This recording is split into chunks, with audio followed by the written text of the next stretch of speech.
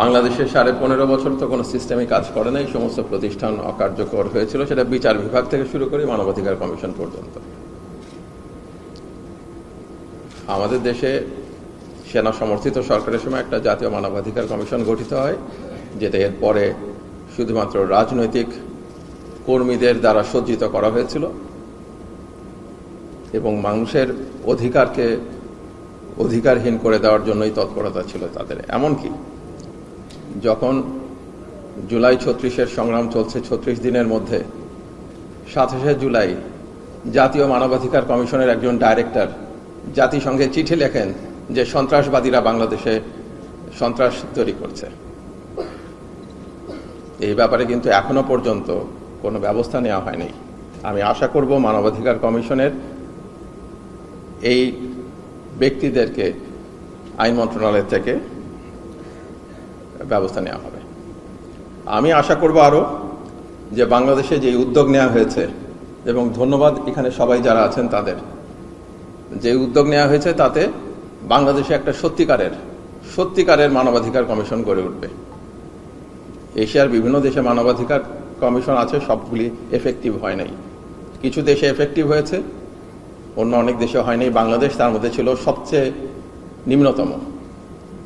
আমাদের এই যে উদ্যোগটা নেওয়া হয়েছে এখন, এই উদ্যোগ যেটা অ্যাটর্নি জেনারেল বললেন, পরিবেশ উপদেষ্টা বললেন, এই জিনিসগুলোকে আমাদের ধারণ করতে হবে এই নতুন ড্রাফটে,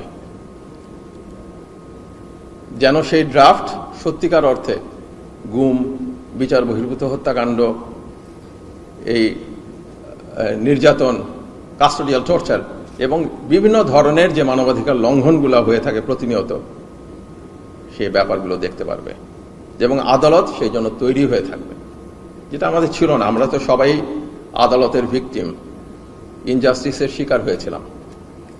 এর থেকে বের করে আনতে হবে এই পরিস্থিতিকে, এবং সেটা কালেকটিভ এফোর্ট। আপনারা যারা আজকে এখানে উপস্থিত হয়েছেন তাদের সেই চেষ্টা আছে বিশ্বাস করি, এবং এই কালেকটিভ এফোর্টের মাধ্যমে আমাদের প্রতিষ্ঠানগুলিকে, ভেঙে পড়া প্রতিষ্ঠানগুলিকে আবার দাঁড় করানো যাবে। এই অল্প সময়ে আগামী নির্বাচনের আগে আমাদের এই কাজগুলো কিন্তু আমাদের সঠিকভাবে করে যেতে হবে, যাতে আর বাংলাদেশের মানুষ কখনো অন্যায় অবিচারের শিকার না হয় বা শিকার হওয়ার সম্ভাবনাগুলোকে আমরা পরাস্ত করতে পারি।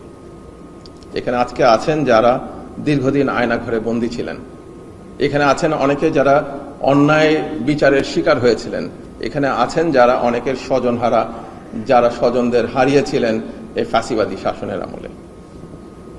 আমাদের এই কথাগুলো মনে রাখতে হবে।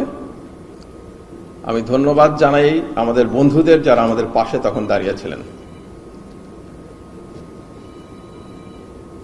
আজকের বাংলাদেশ এই রক্তের বিনিময়ে নতুন বাংলাদেশ।